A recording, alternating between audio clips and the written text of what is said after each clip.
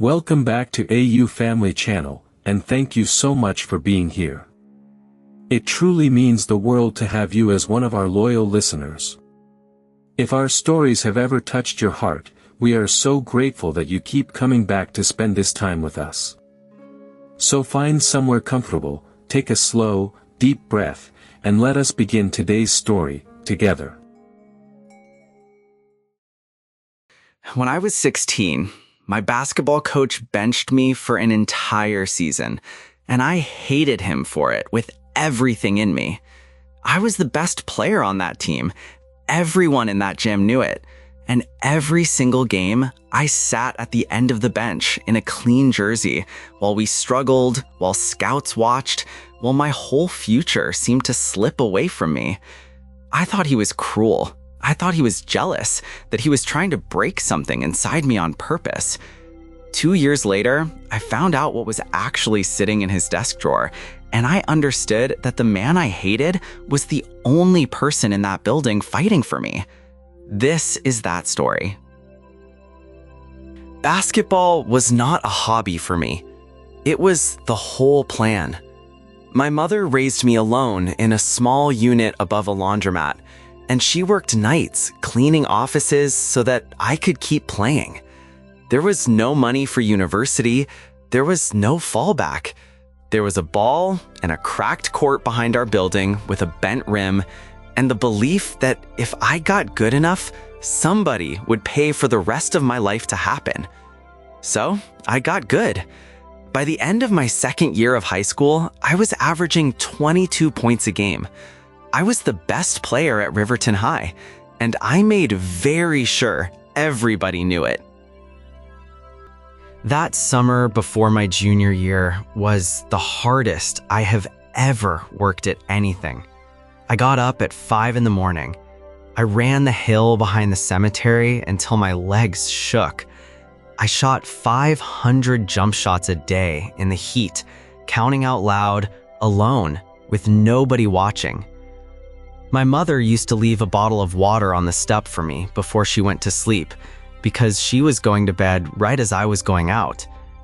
I was doing it because I had watched my mother come home at 4 in the morning with her hands cracked open, and I wanted to buy her a house.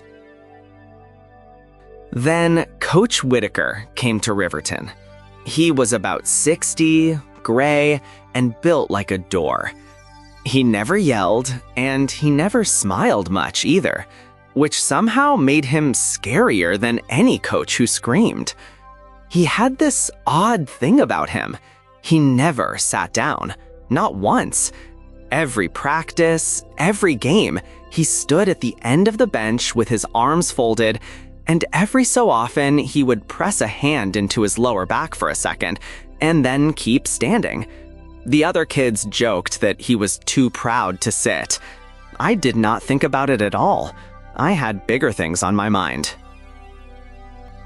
The first game of the season, I was warm and ready and about 11 feet tall inside my own head. The starters got called. My name was not one of them. I laughed, honestly. I thought it was a lesson, some old school thing where he humbles the star for a quarter and then puts him in and everybody learns something. So I waited. First quarter, second quarter, halftime came and I had not touched the floor.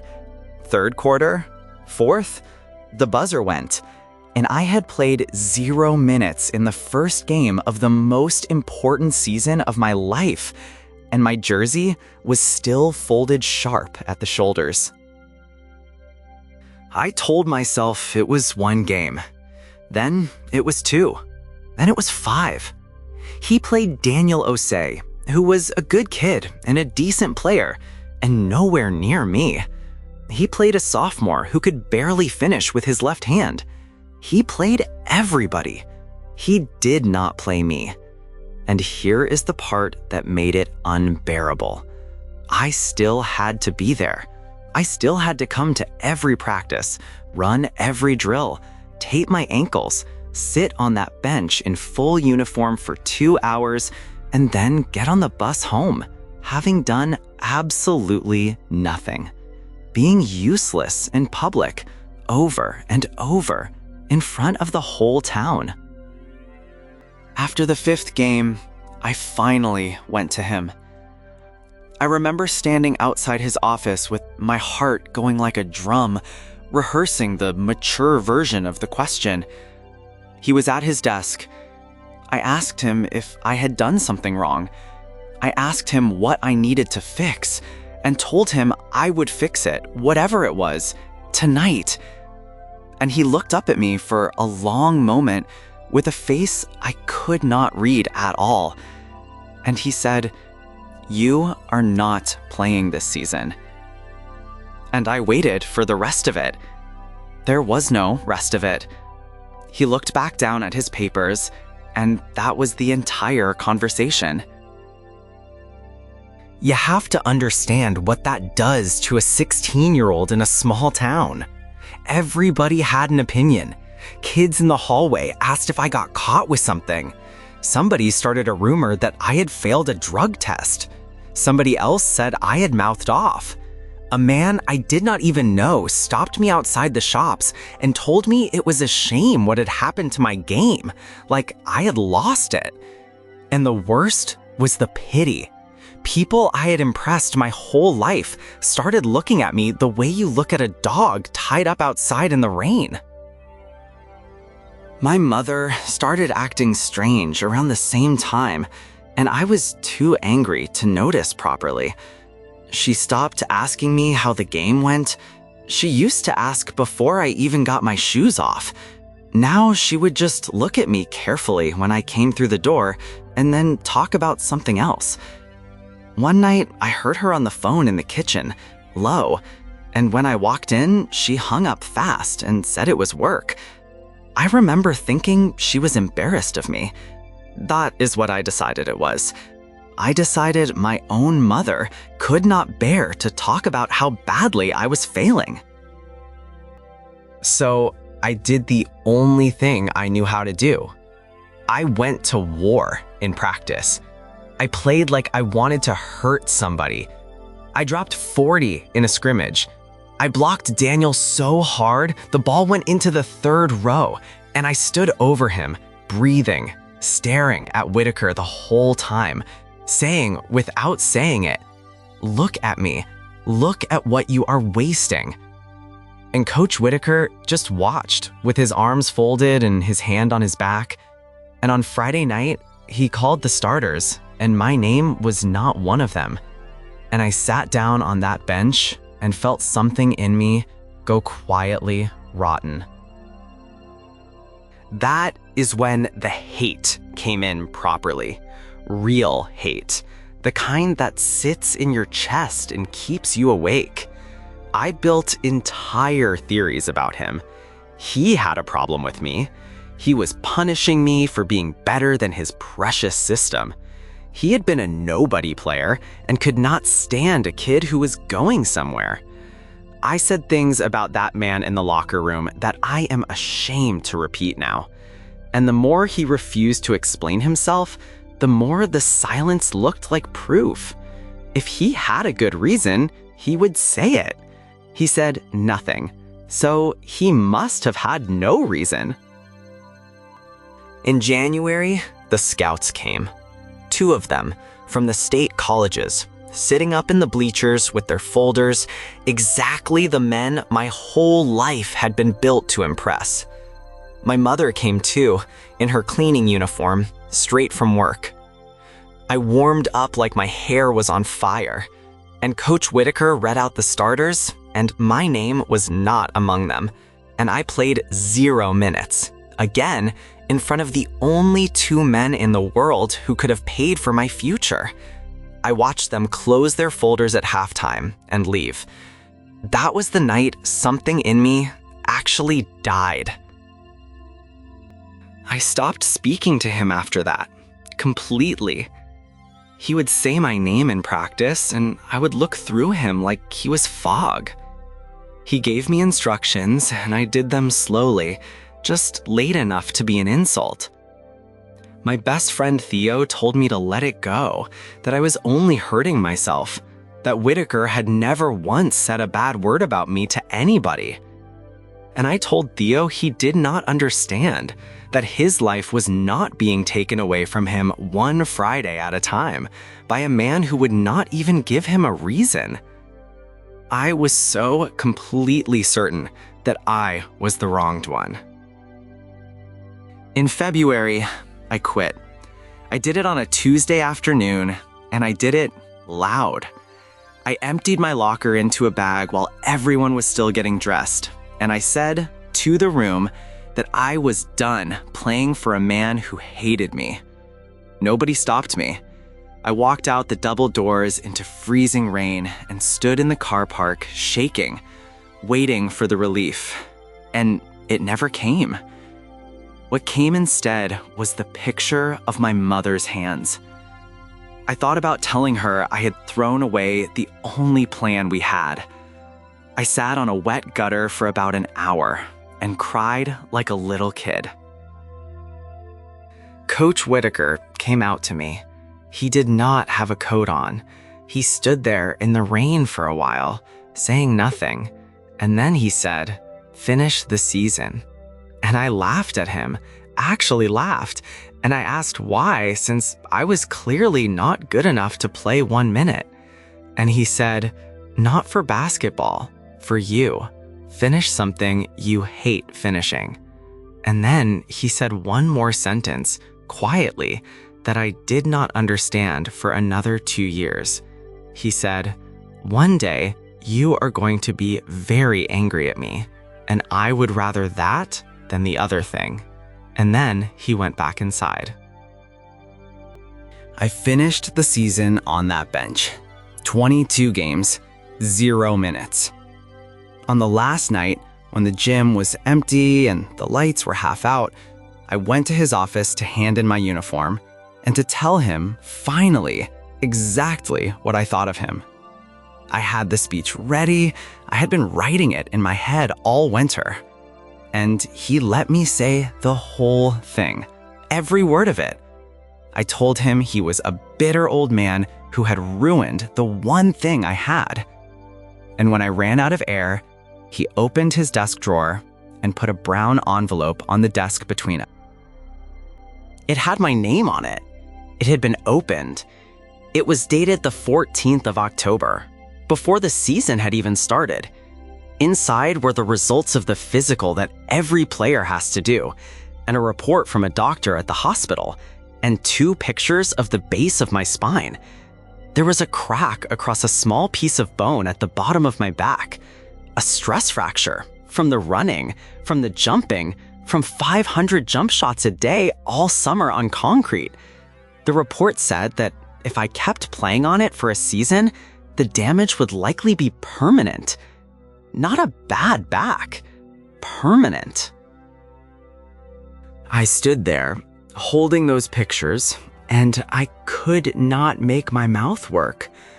I asked him why. Why did he not just tell me? Why did he let me hate him for 6 months when one sentence would have fixed it? And Coach Whitaker looked at me and said the truest thing anybody has ever said about me. He said, "Because you would have played." He said, "I have known you 8 months, and I know exactly what you are. You would have taped it and hidden it and lied to me and lied to your mother, and you would have played because you have decided your body is a tool and not a person." Then he told me my mother had known. She had sat in that same chair in October and cried, and the 2 of them had agreed together that I could not be told because I would find a way around it. She had signed the paper. She had carried it alone all winter while I stomped around our little unit blaming everyone. All those nights she went quiet when I came through the door, she was not embarrassed of me. She was holding my whole future in her mouth and refusing to let it out because she loved me more than she needed me to like her. Both of them chose being hated, and both of them chose it for me. And then he told me about his back. He was 19. He had the same injury in almost the same place. His coach knew and played him anyway because they had a good season going, and he wanted it too badly to argue. He said he got 2 more months of basketball out of it and paid for them with the next 40 years. That is why he never sat down. He could not sit for long without pain. He had been standing at the end of that bench in front of me all season, every night, in pain, being called cruel by a boy who was about to make the exact same trade he made. I did not play a game for 14 months. I wore a brace. I did physiotherapy in a room that smelled like disinfectant, doing tiny, boring movements with an elastic band. And Coach Whitaker drove me there on Thursdays because my mother was working. He never once said I told you so, and never brought up the things I had said to him in that office. The first time I got cleared to shoot again, he rebounded for me for an hour without a word. This old man who could not sit down, chasing my missed shots around an empty gym like it was the greatest honor he had ever been given. I played my senior year. I averaged 26 a game on a healthy back. And in March, I signed a scholarship at a state school with my mother standing beside me in the same cleaning uniform, and Coach Whitaker at the back of the room, standing, because he always stood. I got up in front of everyone, and I said that the man who benched me was the reason I was able to sign anything at all. He would not come to the front. He just nodded once at me from the back wall. That nod is the proudest I have ever been of anything in my life. Here is what I know now that I did not know at 16. The people who love you the most are not always the ones telling you yes. Anybody can tell you yes. Yes is free. It costs nothing to give, and it makes you popular in the moment. It is no that is expensive.